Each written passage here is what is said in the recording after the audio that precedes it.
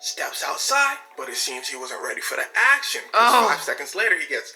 Now, how do I know all this? Well, this was all caught on camera. Hey guys, welcome back to my channel. And if you didn't already know, act like you know, because it's that as well. So let's hop right into this video. So today we are doing another video by Xavi. Why K Flock is staying in jail forever. Now, I did a little bit of research and oh my gosh, okay? Oh my gosh. I think his trial or his case has started to go through the adjudication, the legal process. So this past September. So let's take a trip to the Bronx, home of Kai Cenat, Neil deGrasse Tyson, and K Flock. Now, if you don't know, K Flock is a rapper who got arrested for killing somebody a few years back. Now, it looked to be self-defense, so he had a pretty good chance of getting out. But see, K Flock had a problem.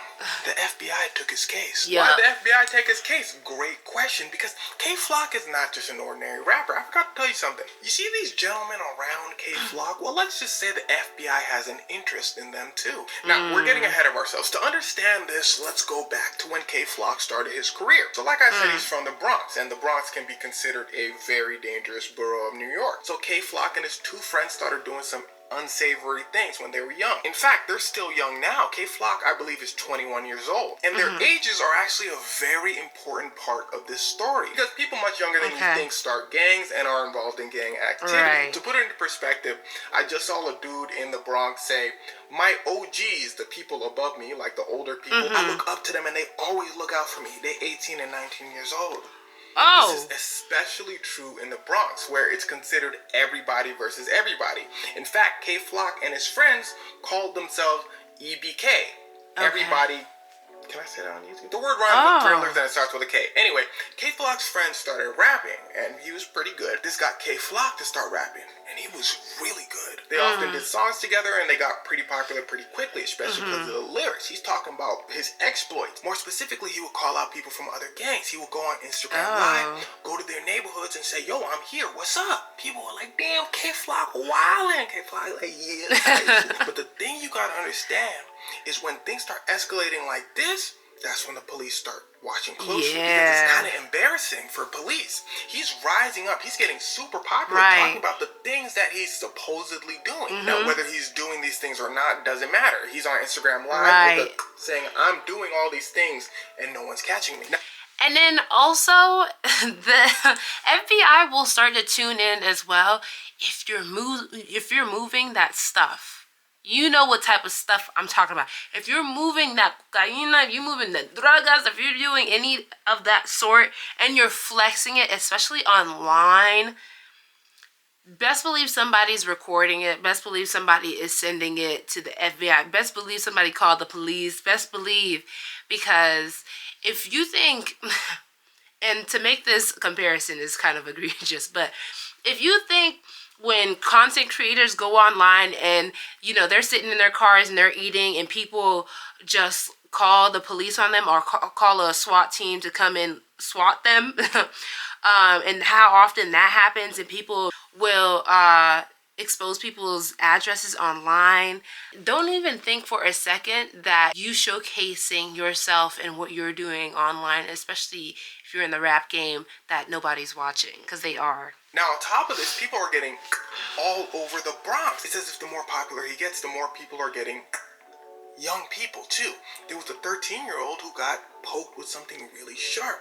And I believe the people who did it made a dance about it. I don't know if it was the same situation, but regardless, a 13-year-old got poked with something really sharp, and young people made a dance about someone getting poked with something really sharp. Police were like, hey, yo, this is happening in our city. The YNs of the Bronx were like, what are you going to do about it? If you don't know what YN means, look in the comments. Like, what are you going to do about it? Police were like, we going to wait till one of y'all slip up. One of them slipped up. And that was K Flock. Now, he didn't technically slip up. I need you to listen closely. He's walking down the street one day with his sister and his sister's friend.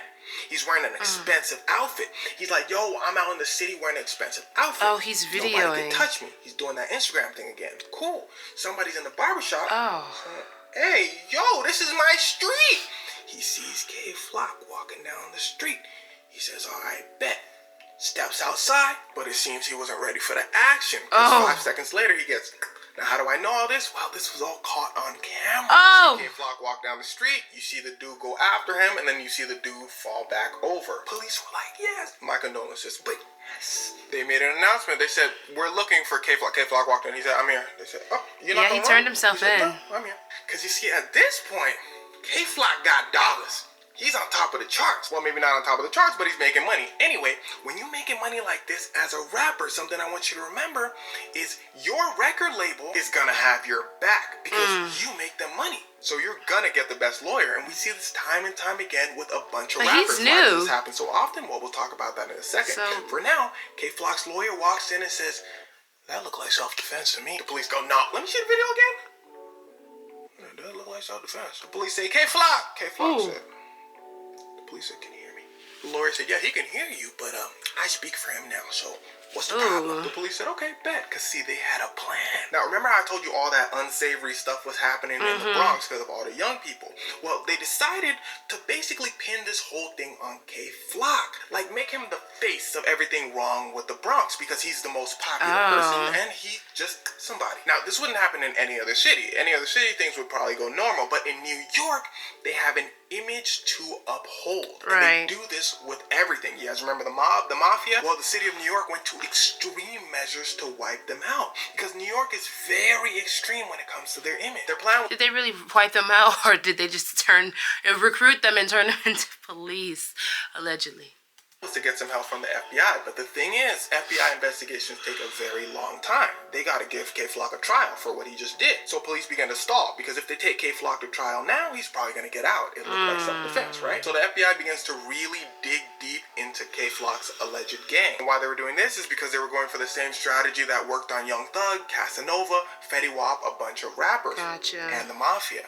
Something called RICO. It's basically if police classify your group as a gang, and one of those people in your group does something bad, they take everyone down. And why they go after rappers specifically is pretty simple. In the court's eyes, they stop crime.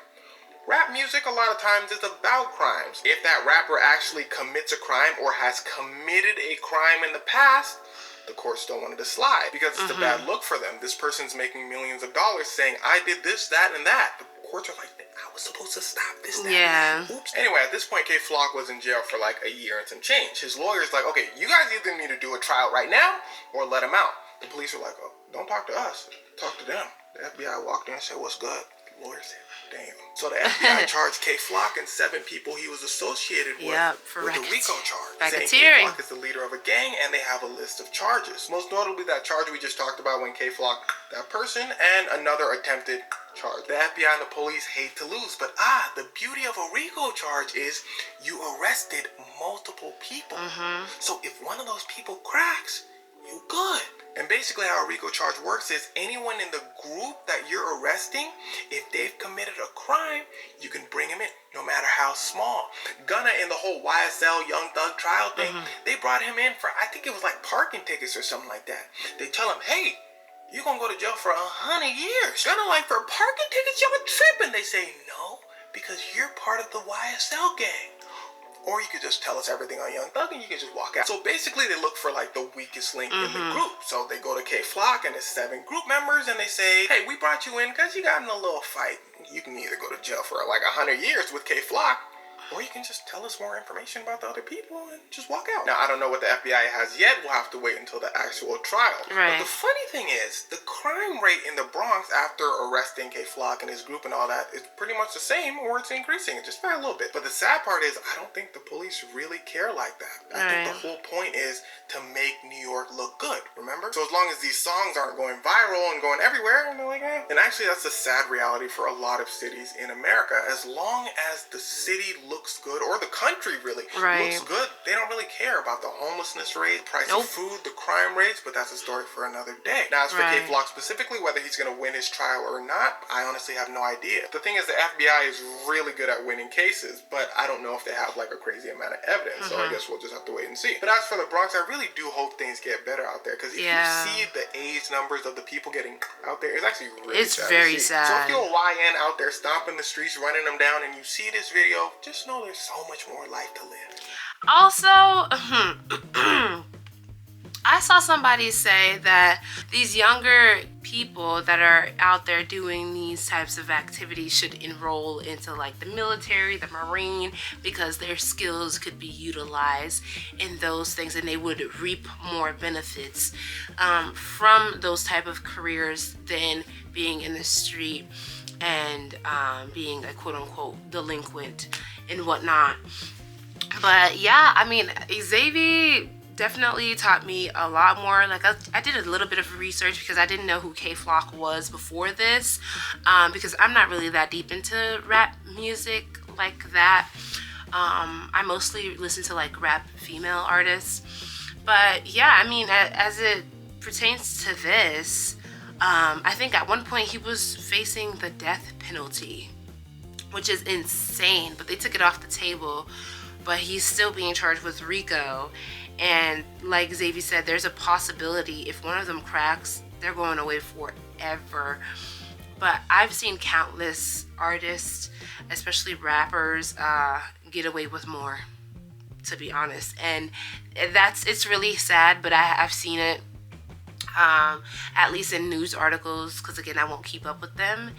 And yeah, people will get off, especially if they have great lawyers. So yeah, let me know if you guys knew who K-Flock was before.